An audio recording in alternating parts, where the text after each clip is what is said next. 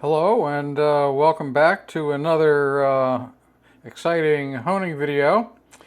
Today I'm going to be honing an art razor made by Yurii Kravchenko in Ukraine. This is basically, I measured this. This is about 19/16, a little over an inch, almost a quarter inch over an inch. So 12/8 in this dimension. And as you can see, it's a pretty interesting razor. You might be thinking that, for a person of my highly refined tastes, this wouldn't be for me, but you'd be wrong. What's the deal with this razor? The razor was sent to me by Carl, who I have nice conversations with in the comments, and he has other razors of this made by Yurii. This one just doesn't shave well for him, and he sent it to me to see if I could do something with it. First thing I looked at was the edge, and the edge looks fine. Here's a microscope photo.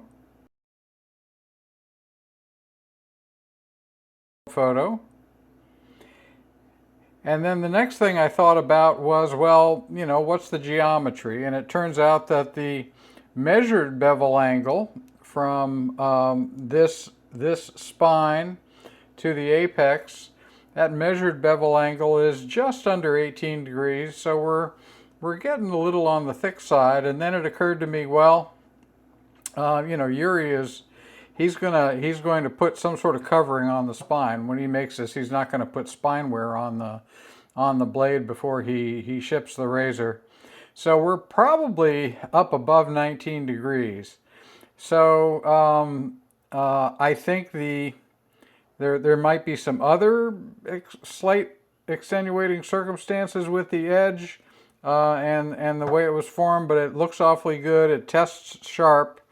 So what I'm going to do, with Carl's permission, is to lay the razor down. I'm not going to use tape, so I will put a little bit of wear along this spine. I'm going to lay the razor down, change the bevel angle from whatever it is back to the measured bevel angle of actually 17.7 degrees. And I'm going to put a Jnat edge on it and see what we get.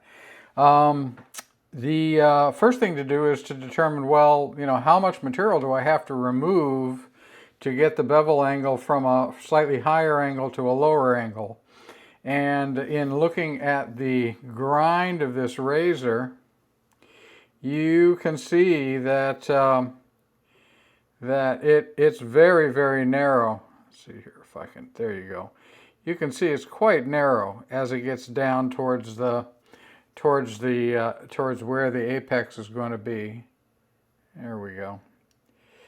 It's going to be quite narrow down near the apex. So going from, let's say, 19 degrees to 17.7, there may not be a lot of material.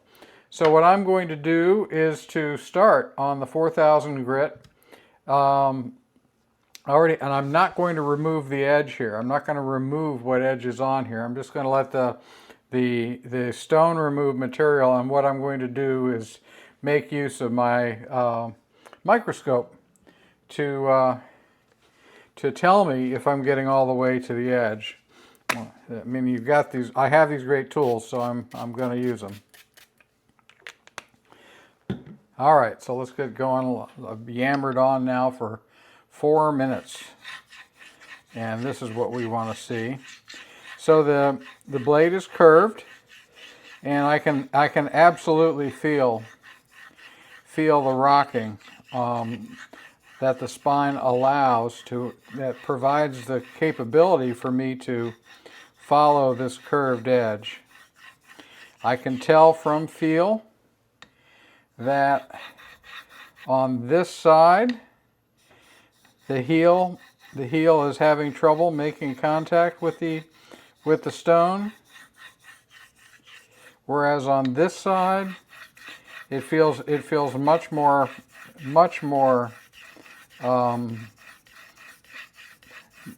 it feels much more in contact. The angle to the stone allows me to put pressure along the line of the spine and not into the edge, which would tend to grind the edge away. This tends to, if I did this, it would tend to grind the edge back. Doing this tends to grind the edge in line with the curve of the shape.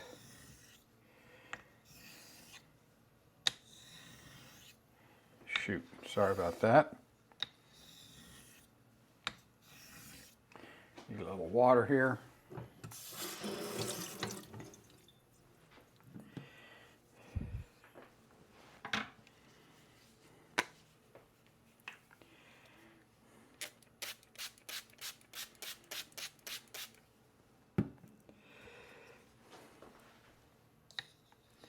Cool looking razor.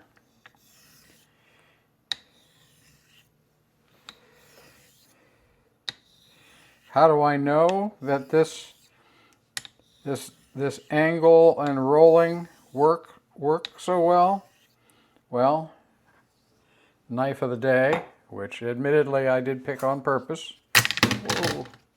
So the knife of the day, notice that the whole blade is curved, right? So how do you think, when I sharpen this, how do you think I get the bevel to be even all the way from the heel to the toe? Same method. And generally I try not to drop it. So I know from experience that this method works, and I absolutely 100% apply it when working on smiling razors. As I mentioned, the spine is allowing this razor to rock, and I'm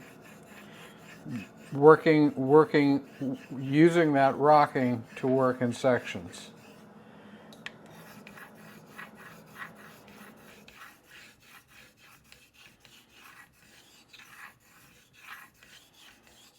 So as I come down the stone, I'm rocking from heel to toe, and I'm moving in a slant. So I'm both working in sections and smoothing at the same time.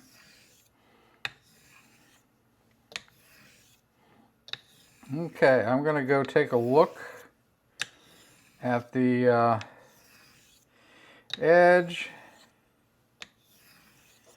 and see how we're doing here. See if I have created my own angle, my own bevel. So I'm going to pause the video and I will be right back.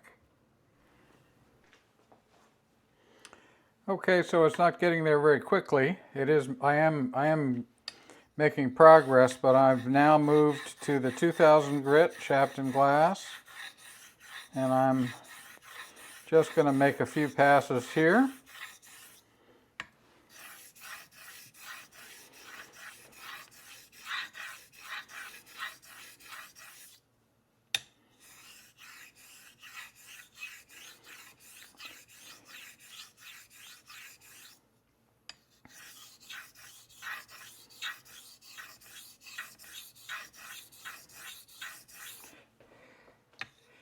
The idea is to sneak up on this, since I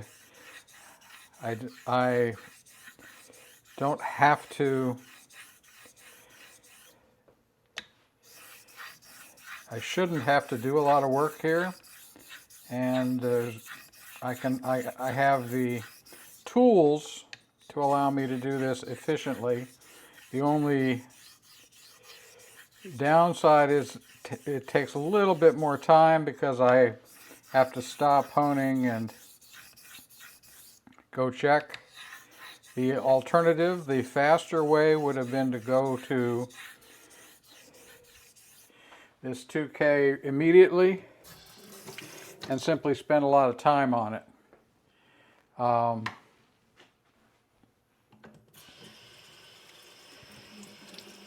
But this way I can be sensitive to the amount of wear on a basically new razor.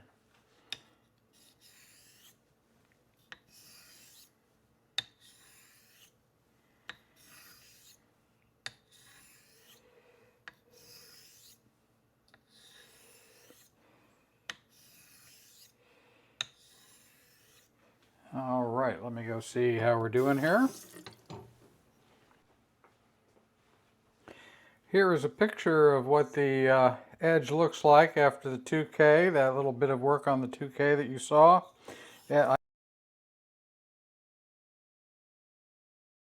I checked both sides of the razor, and the edge is clean. Has a nice clean scratch pattern from heel to toe on both sides. So I know that I've overcome the angle, excuse me, the angle that came from the factory with my own angle. That's established by laying the blade on the stone. And so now I have transitioned to my Karasu Jnat here. And I have put a Botan slurry on this, and I'm going to work this slurry a while, and then we'll be in my typical Jnat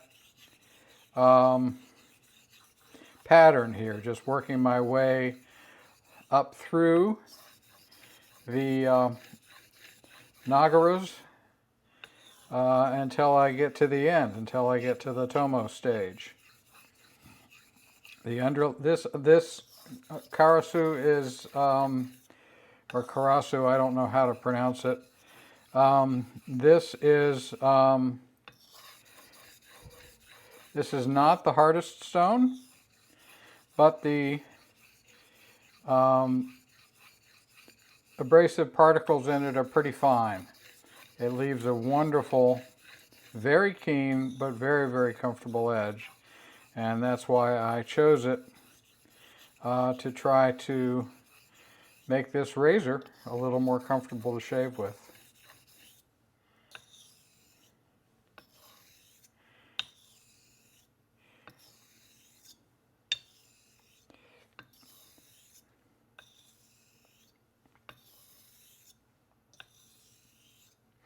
It's this, I'm really just letting the slurry do its work here. I'm rocking the blade. I'm actually not trying to force it to go flat. When you see me holding it with both hands, I'm rocking in this direction, rocking in that direction, and I'm doing it as I go back and forth.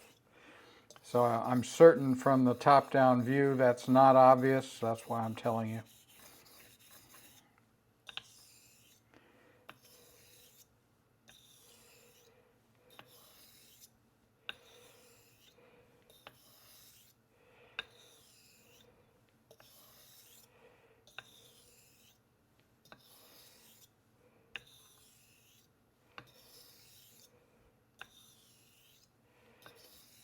All right, let's see how we're doing.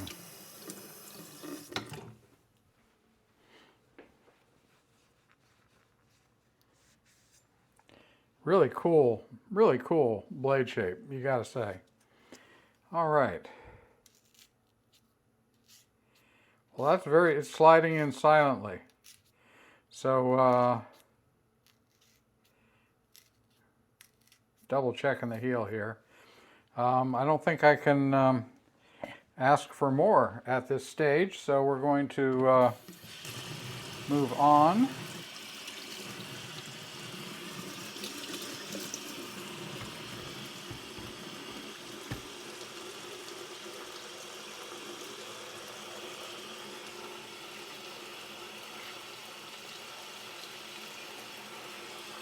going to move on to the Tenju and find it. And the, as I said, these Nagaras are, in some cases, like the Botan is actually harder than the underlying stone. When I use the Botan on this stone, it kicks up quite a bit of surface slurry. So what I do to counteract that is I build a bunch of Botan slurry on the plate and simply wash that onto the stone, so that I get the, I want the benefit, as much benefit from the abrasive size coming from this stone as possible. Which incidentally is why I tend to make thicker slurries. The slurries aren't efficient, as I've said many times before, and if you're at a stage in your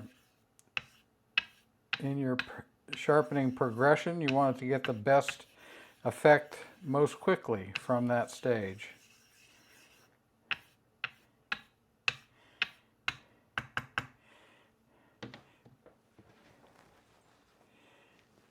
And quickly is important for me because I'm not quick on the stones.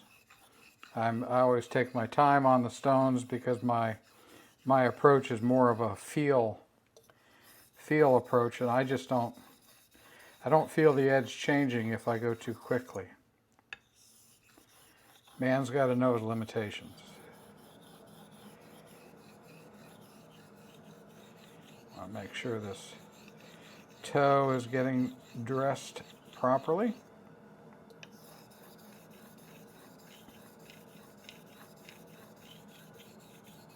As is this one.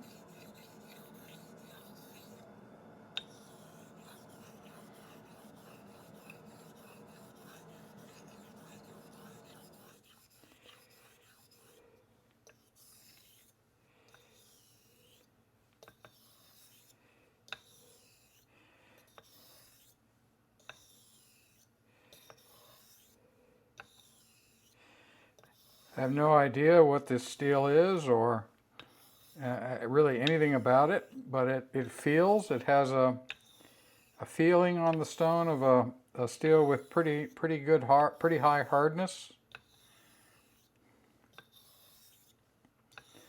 Grind is beautiful.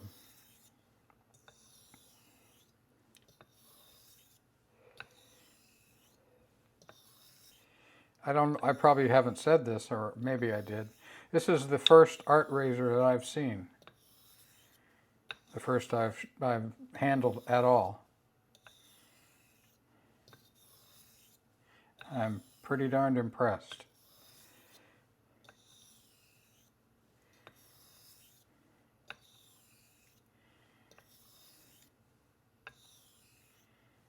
All right, let's see how we're doing.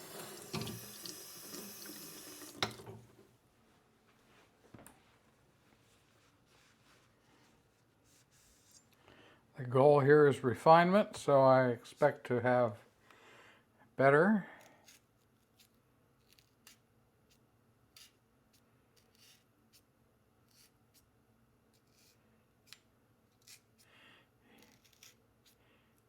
Yeah, I think I could use a little more time on the heel here. And it definitely feels different on this side of the razor than on this side. And I have the whole razor rocked onto the heel when I'm doing this. So this is actually off of the stone.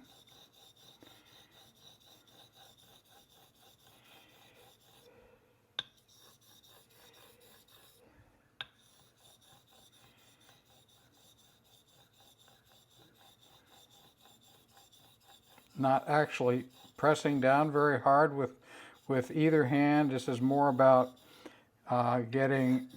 partly this is about feel for me, and partly it's to make sure that I'm getting the very apex evenly onto the stone. Oops, sorry about that. All right, let's see if that made any difference.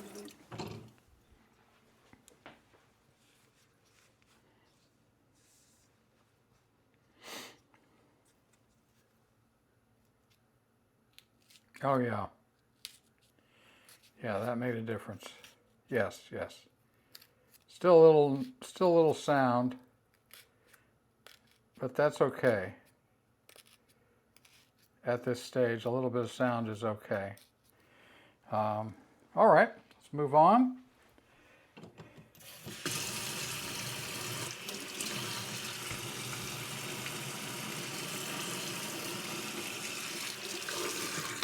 This will be Majiro. Let me go get the other two players in this game. So we're gonna go with Majiro here. Whoa.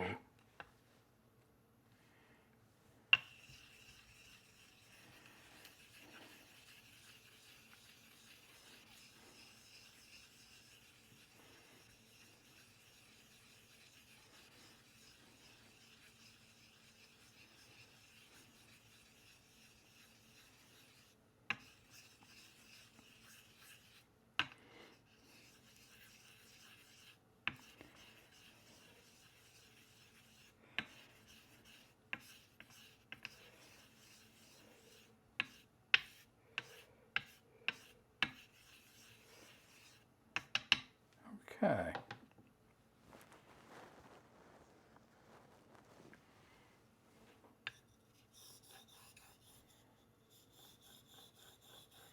Yeah, the way this razor lies in this direction requires some attention on the heel. It just does not.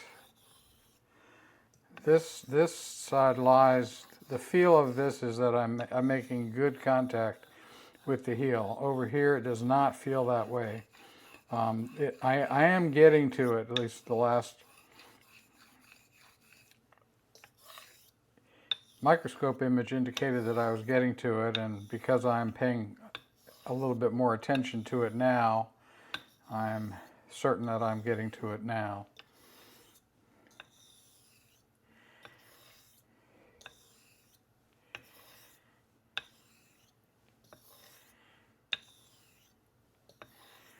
Flow of slurry over the edge is very nice. I'm squeegeeing, so I'm not leaving anything behind, which is good. That's what we want to see. It's the action of the edge going over and through the slurry that causes the slurry to abrade the edge. Pressure matters. The more pressure you exert on the slurry that's trapped under the edge, the more abrasion you get, but it changes the feel. So I have enough pressure as I roll through here. I have enough pressure to let me know that I have the apex on the stone, and I'm not so much pressure that I feel as if I'm really pressing the apex into the stone too hard. And that's generally what I do. And when I say I'm letting the abrasive do the work, that's what I mean. This is feeling good. I just felt a change. It feels all of a sudden as if the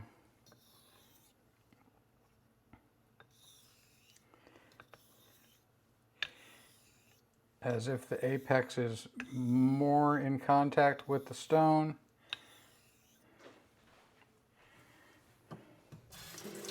And it's interesting how I always feel that as an abrupt change. It's not. It's not an abrupt change. It's a gradual change. But my sensitivity or lack thereof always recognizes it kind of abruptly. Okay, let's see how we're doing here. Oh yeah, that's much better. Yeah, that's very, very, very nice. So we're sliding in completely silently at the Majiro stage. So, time to literally take it to the next level. I'm working this stone mostly on this side because when I first got it, this side was slightly higher than this side. And I flatten the stones, they do dish. And so I flatten the stones and I'm working on this side so that as I dish it and flatten it, it'll become more flat when it rests on the stand here. So if that sort of thing is something that, a problem that you need to solve, there's my way of solving it.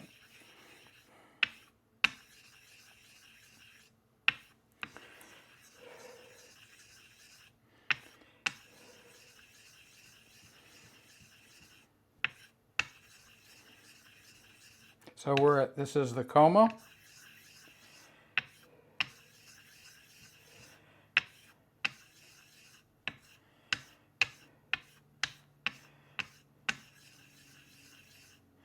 These are all Asano graded stones.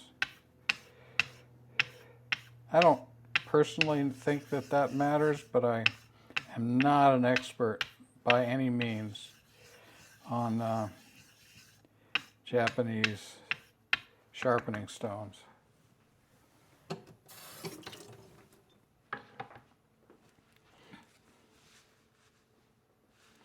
I think it's one of those things like I've said before, where it simply reduces your risk of getting a bad stone.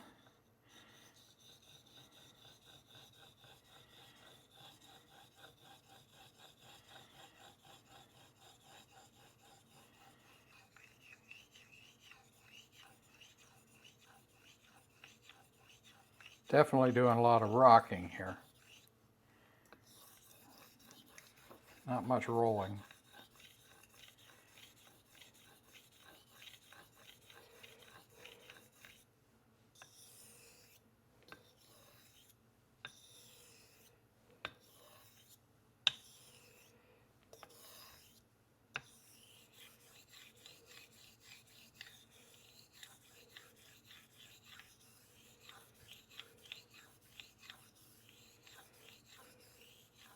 Yeah, this side seems to want more attention.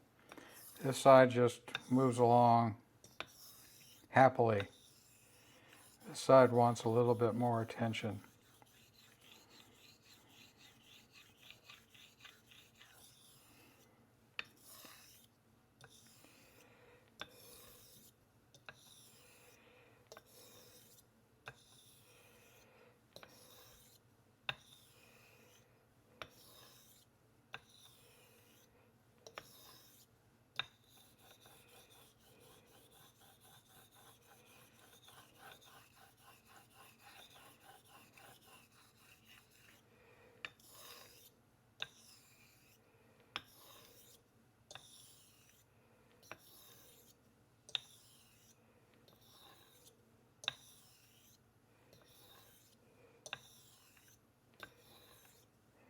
At this point, the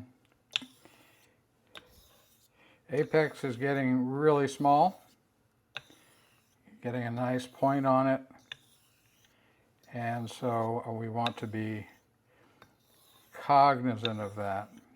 I don't want a fragile shape, but I want a shape that I can feel on the stone. So I want to have my pressure such that I can feel that shape as it moves across the stone, to see if it's going to develop at all. Okay, let's see how we're doing.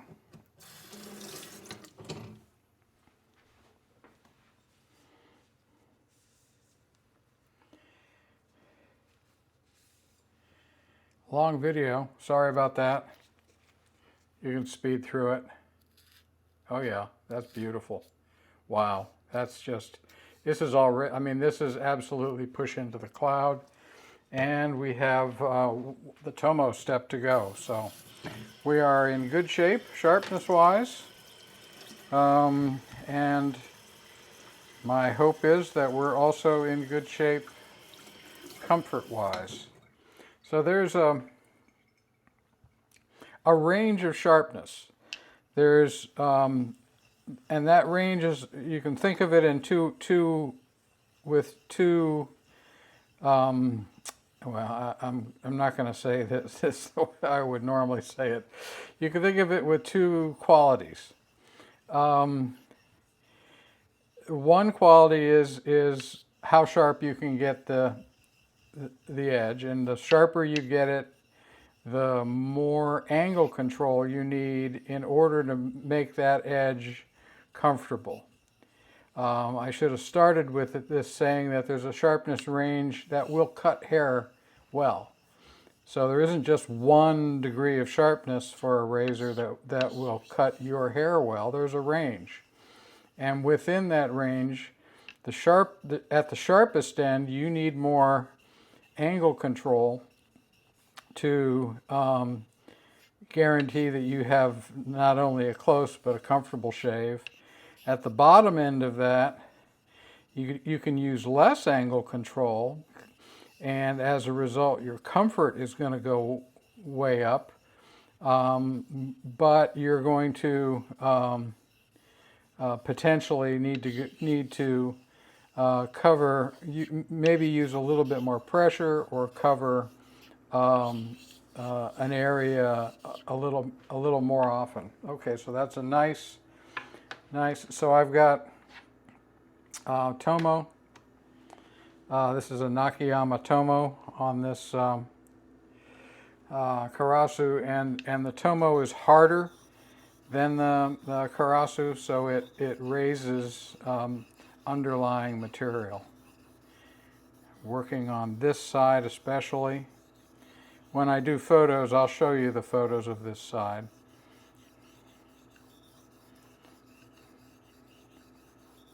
Because this is the troublemaker shot side, but it seems to have come through really well.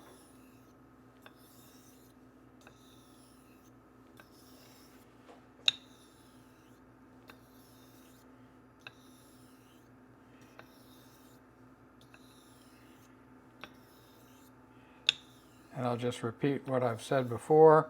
I've never lost track of the fact that this is a smiling edge, and it's pretty easy once you get the notion of the feel of moving both the spine and the edge on the stone. You can kind of feel when the contact isn't being made properly, and so that's, if you simply react to your feel, you get into the rhythm of rocking the razor so that the edge makes contact. And as you can see from the way the undercut is working, I'm getting everywhere on the edge on both sides.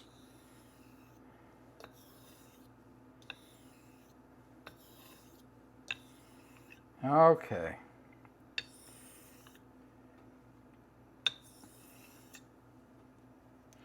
Let's go with a little misty slurry and water.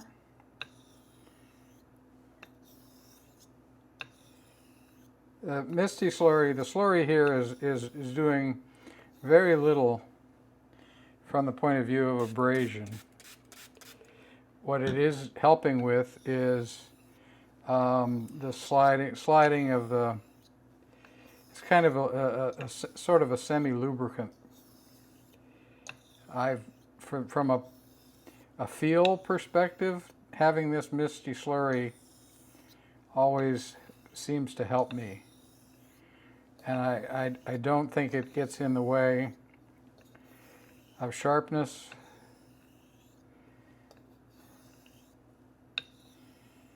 especially because of, as you know, if you've seen any of my videos before, my complaint that I get is too sharp, and that's always and that's actually how I came to this conclusion that you when you do this, you want to be cognizant of each person's combination of comfort and keenness. Okay, just a little bit more, because it's already a long video. We may as well just go with it.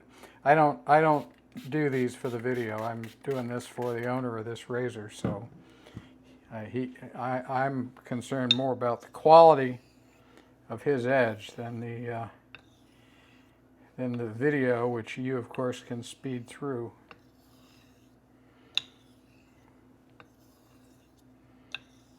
If you're still with me, and I hope you are.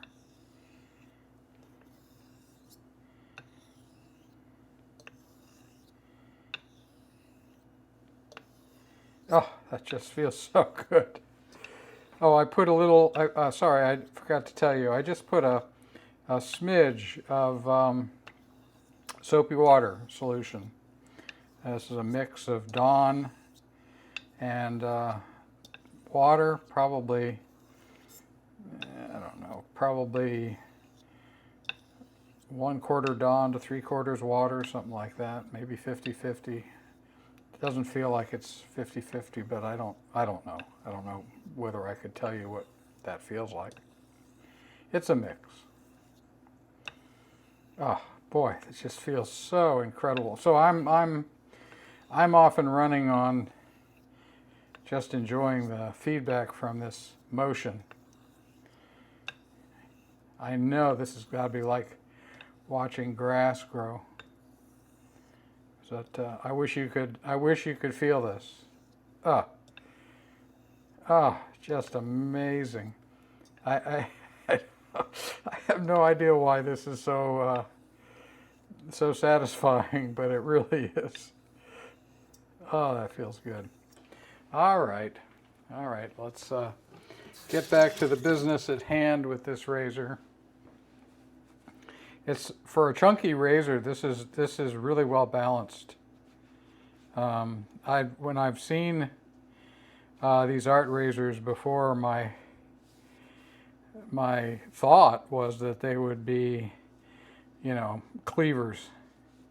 They'd feel like cleavers, but not at all. Very well balanced, this razor. All right, I'm doing some extra drying here because I think I'm done. Okay, let's do what I think is going to be our final test.